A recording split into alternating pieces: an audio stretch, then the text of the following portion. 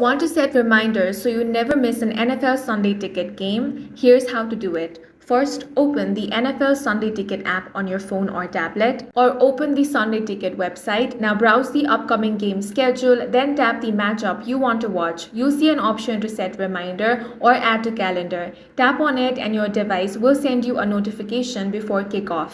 If you're watching through YouTube TV with Sunday Ticket, open the YouTube TV app, find the game in your live tab, and tap the bell icon next to it. That automatically sets a reminder, and YouTube TV will notify you when the game starts.